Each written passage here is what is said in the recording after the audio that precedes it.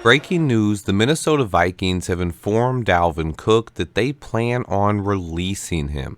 Coming off of 4 straight Pro Bowl appearances and averaging over 1,500 yards from scrimmage a season, he has nearly 8,000 total yards and 52 career touchdowns.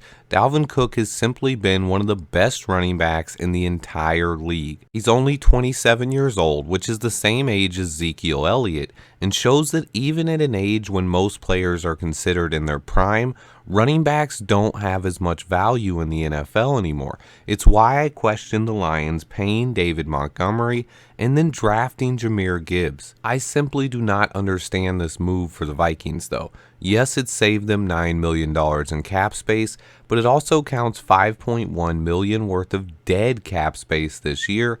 They also still owe him $2 million this season, even after releasing him. I think I know what the Vikings' plan is at running back. I'm just confused how it meshes with the rest of the roster building.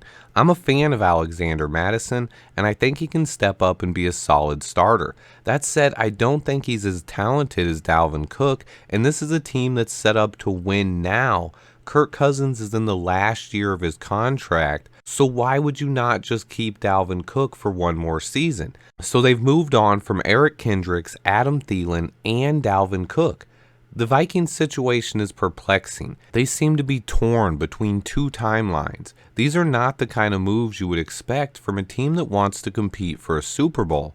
Quasai is performing a tightrope job of keeping the Vikings competitive while staring in the face of an upcoming rebuild. It's evident that no team in the NFL wants to pay any running back close to $20 million a season.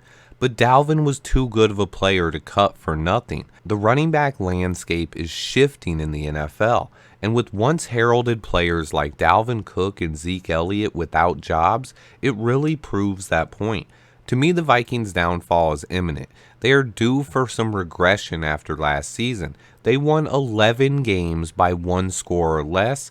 11 games, meanwhile having an average loss margin of over 22 points per game. It just doesn't make sense. It showed up in the playoffs when they were bounced by the Daniel Jones-led Giants in the first round. Now, it's not all bad in Minnesota. They still have a very talented team, and they did a decent job of replacing some of the players they've lost. Zadarius Smith is gone, but they signed Marcus Davenport. Adam Thielen is gone, but they drafted Jordan Addison. Dalvin Cook is now gone too, but they brought back Alexander Mattison and added Dwayne McBride late in the draft. So they are fighting to not regress, but things just aren't as rosy in Minnesota as they seem. Kirk Cousins is entering the last year of his contract and his age 35 season. On top of that, even though he's not under contract next season, he still counts for over $46 million in dead cap space over the next 4 years, and his contract doesn't fully come off the books until 2028. So how the Vikings handle this situation going forward is going to be interesting. This year is going to be a very telling for the Vikings. They seem to be approaching a crossroads at the most pivotal position on the roster, and they don't seem to have a contingency plan yet. They are in a weird position and one of the most interesting teams in the league this year. But after releasing Dalvin Cook today, I think the downfall of the Vikings is even more imminent, and it's another thing that leads me to believe that the Chicago Bears can compete for the NFC North in 2023. Let me know what you guys think in the comments. Please hit that like button for me, and until next time, bear down.